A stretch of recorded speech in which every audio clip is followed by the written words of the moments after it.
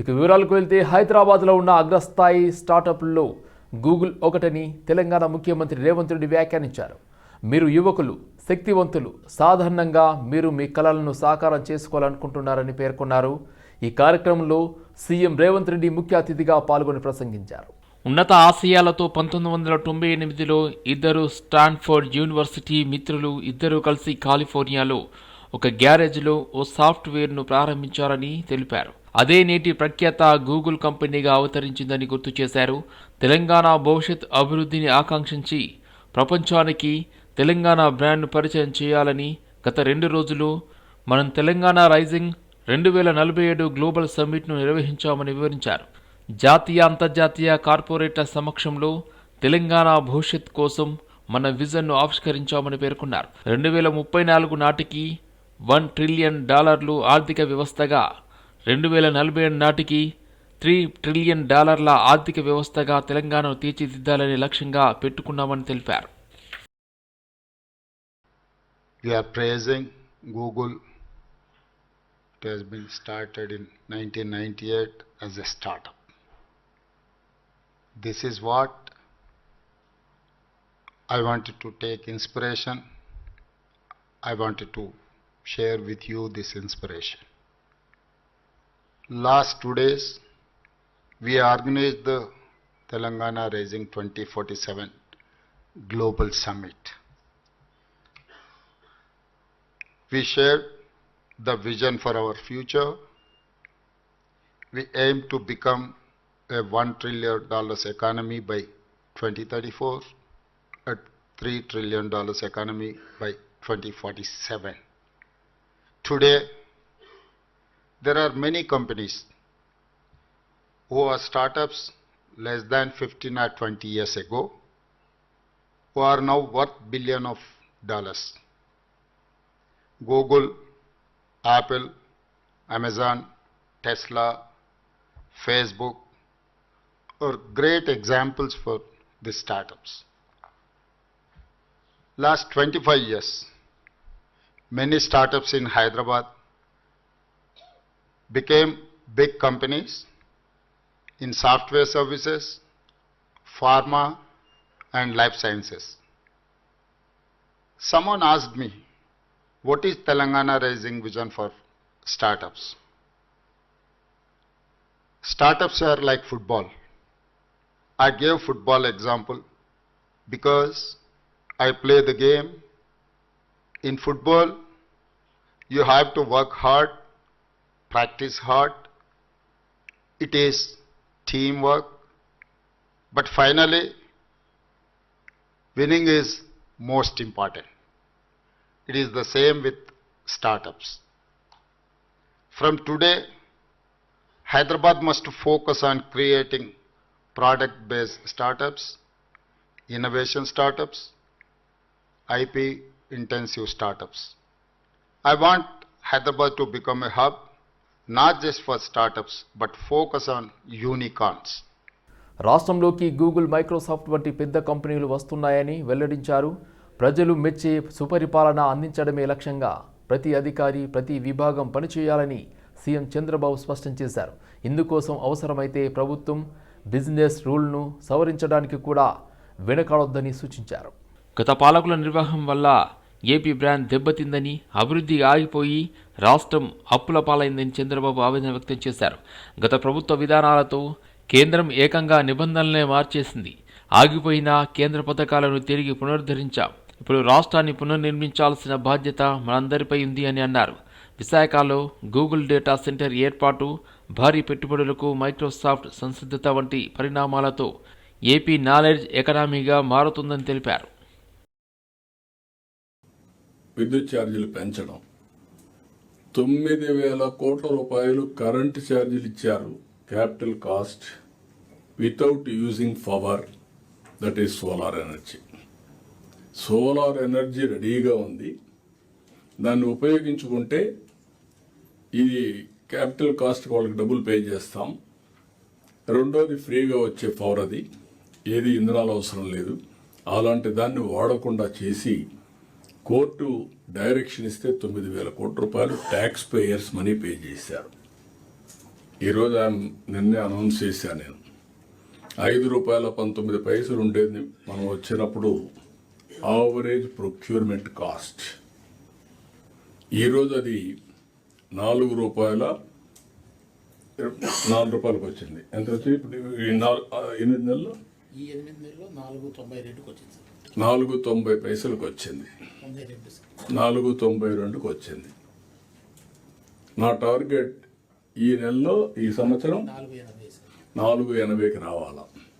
అంటే 1 ఇయర్లో 39 పైసలు కరెంటు ఛార్జీలు తగ్గిస్తున్న ప్రొక్యూర్మెంట్ కాస్ట్. దీంతో నేను అనౌన్స్ చేశాను. వాళ్ళు ఒక ఇది ఇచ్చారు, ఏదైతే కమిషన్లో రెగ్యులేటరీ కమిషన్ ఒక అవార్డు ఇచ్చారు, 9,000 కోట్ల రూపాయలు కరెంట్ ఛార్జీలు కలెక్ట్ చేసుకోవడానికి. నేను రిఫ్యూజ్ చేశా, మనం అది అమలు చేయొద్దండి, అవసరమైతే రెగ్యులేటరీ కమిషన్ రివైజ్ చేయండి, మేము దాన్ని ఇన్సిస్ట్ చేయం, మేము ఇంటర్నల్ అక్రూవల్స్లో మేనేజ్ చేసుకుంటామని చెప్పమని ఫైల్ చేయమన్నా ఫైల్ చేస్తున్నారు. అంటే పాత బకాయిలు కూడా వాళ్ళు వేసింది కూడా మనం కలెక్ట్ చేయకుండా మేనేజ్ చేయగలుగుతున్నాం. ఈ సంవత్సరం పవర్ ఛార్జెస్ పెంచాం. బీఆర్ఎస్ అధినేత కేసీఆర్ను మళ్లీ సీఎం చేయాలని ప్రజలు కోరుకుంటున్నారని, అందుకోసం అసెంబ్లీ ఎన్నికలు ఎప్పుడు వస్తాయా అని వారు ఎదురు చూస్తున్నారని బీఆర్ఎస్ వర్కింగ్ ప్రెసిడెంట్ కేటీఆర్ తెలిపారు.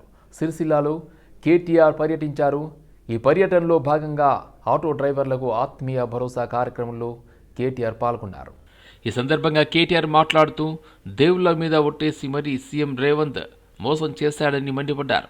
2 లక్షల రుణమాఫీ కావాలంటే 50,000 కోట్లు కావాల్సి ఉంటుందన్నారు. 12,000 కోట్లతో కేవలం 25% మందికి మాత్రమే రుణమాఫీ చేశారని గుర్తు చేశారు. ఎన్నికల సమయంలో ఇచ్చిన 2 లక్షల ఉద్యోగాలు ఏమైనాయి సీఎం రేవంత్ రెడ్డి అంటూ కేటీఆర్ సూటిగా ప్రశ్నించారు. తాము ఇచ్చిన ఉద్యోగాలను నువ్వు ఇచ్చినట్లు చెప్పుకుంటున్నావా అని సీఎం రేవంత్ రెడ్డిపై ఈ సందర్భంగా కేటీఆర్ నిలదీశారు. అధికారంలోకి వచ్చి 2 ఏళ్లు అయినా ఇంకా అబద్ధాలే చెబుతావా అంటూ ఆగ్రహం వ్యక్తం చేశారు. 420 హామీలు ఇచ్చి ఒక్కటి అమలు చేయలేదని సీఎం రేవంత్ రెడ్డిపై నిప్పులు చురిగారు. ఈ పర్యటనలో ఇన్సూరెన్స్ బాండ్లను కేటీఆర్ పంపిణీ చేశారు. రైతు రుణమాఫీ గాలే, ఏదో అరకొర చారణ చేసిండు, బారణ గాలే. నేను ఉత్తగానే అంటలేను, అది కూడా అగాధం అంటలేను. 50,000 కోట్లు మొత్తం కావాలంటే రైతు రుణమాఫీ 2,50,000 కోట్లు. వీళ్ళు కట్టింది 12,000 కోట్లు. అయిపోయింది అంటారు. దానికి ఇక దేవుళ్ళ మీద ఒట్లు, వేములవాడకొచ్చి రాజన్న మీద ఒట్టు, యాగిగుట్ట పోయి లక్ష్మీ నరసింహస్వామి మీద ఒట్టు, ఈ రకంగా మొత్తం రాష్ట్రంలోని అన్ని దేవుళ్ళ మీద, అందరి దేవుళ్ళ మీద ఒట్టేసి ఆ మాట తప్పి ఆఖరికి రైతులను ఆ రకంగా మోసం చేసిండ్రు. పిల్లలకు చెప్పిండ్రు, ఆడపిల్లలకు మగపిల్లలకు చదువుకున్న వాళ్ళకు మీరు 2 ఉద్యోగాలు ఊడగొట్టుండ్రి. కేసీఆర్ది కేటీఆర్ది 2 ఉద్యోగాలు ఊడగొడితే మీకు మొదటి సంవత్సరంలోనే 2 లక్షల ఉద్యోగాలు ఇస్తామని చెప్పిండా? యాదికున్నదా? చదువుకున్న పిల్లలు పాపం వాళ్ళ అవ్వకు తాతకు పెన్షన్ వచ్చినా వీళ్ళు పోయి కాలు మొక్కితే వాళ్ళు కూడా మన కిలా ఫోటేసిండ్రు. ఈ పిల్లలు పోయి అమ్మా మా కొలువు వస్తుంది, కేసీఆర్ కొలువు పోతేనే మా కొలువు వస్తుంది, రాహుల్ గాంధీ చెప్తాండు నమ్ము అని చెప్పి మొదటి సంవత్సరంలో 2 లక్షల ఉద్యోగాలంటే నమ్మిండ్రు. నమ్మి ఆయనతో వీళ్ళు కాలు మొక్కితే పిల్లలు అయ్యో పాపం పిల్లల కొలువు వస్తుందట అని చెప్పి వాళ్ళని కూడా ఓటేసి గెలిపిస్తే ఇలా పిల్లల్ని కూడా మోసం చేసిండు. మొదటి సంవత్సరంలో 2 లక్షల ఉద్యోగాలు అన్నాడు. 2 ఏళ్ళు అయిపోయింది. 2 ఏళ్ళు కలిపి కూడా ఇప్పటికే 6-7 వేల ఉద్యోగాలు కూడా ఇయ్యలే రేవంత్ రెడ్డి. గతంలో మనం ఇచ్చిన ఉద్యోగాలకి ఇలా ఈయన కాగితాలు ఇచ్చుకుంటా అవి నేను ఇచ్చినా అని అబద్ధం చెప్తా ఉన్నాడు. అట్లాగే రైతులను మోసం, మగపిల్లలను మోసం, ఆడపిల్లలను మోసం, మహిళల్ని కూడా మోసం చేసిండు. ఎన్ని కథలు చెప్పిండు మహిళలకు. అమ్మా సోనియమ్మ చెప్పింది డిసెంబర్ నుంచే ఇస్తా, 2,500 ఇస్తా మీకు, మహాలక్ష్మి ఇంటింటికి ఇస్తా అని చెప్పి అత్తకు 4,000, కోడలకు 2,500 ఇస్తా అని చెప్పి రాష్ట్రంలో ఉండే 1,67,00,000 మంది ఆడబిడ్డల్ని అందరినీ మోసం చేసిండు. వాళ్ళ ఏ ఒక్కరికి కూడా 2 ఏళ్ల తర్వాత కూడా ₹1 ఇచ్చింది లేదు. మీదికెళ్ళి పెద్ద పెద్ద మాటలు చెప్తుండు. మహిళలందరినీ 1,00,00,000 మంది మహిళలనట, 1,00,00,000 మంది మహిళల్ని కోటీశ్వరులు చేస్తా అంటుండు. నాకు తెలియకడితే నాకు లెక్కలు సగం రాదు కానీ 1,00,00,000 మందిని కోటీశ్వరులు చేయాలంటే ఎన్ని కోట్లు కావాలనే? 1,00,00,000 కోట్లు. నీ బడ్జెట్ ఎంత? 2.5 లక్షల కోట్లు, 3 లక్షల కోట్లు. గ్లోబల్ సమ్మిట్ పెద్ద ఎత్తున సక్సెస్ అయిందన్నారు టీపీసీసీ అధ్యక్షులు మహేష్ కుమార్ గౌడ్. బీఆర్ఎస్ 10 ఏళ్లలో ఆర్థిక విధ్వంసం చేసిందని, కాంగ్రెస్ అధికారంలోకి వచ్చిన తర్వాత 2 నెలల్లోనే బీఆర్ఎస్ చేయలేని అభివృద్ధి చేసిందని అన్నారు. హరీష్ రావు ఓర్వలేక విమర్శలు చేస్తున్నారన్నారు. బీఆర్ఎస్కి ఇక అధికారం కలే, గతం తప్ప బీఆర్ఎస్కి భవిష్యత్తు లేదన్నారు మహేష్ కుమార్ గౌడ్. హరీష్ రావు గారు ఏదేదో మాట్లాడుతూ ఉన్నారు. హరీష్ రావు గారిని సూటిగా అడుగుతా ఉన్నాను. 10 ఏళ్ళు మీరు రాజ్యం వెళ్ళినారు.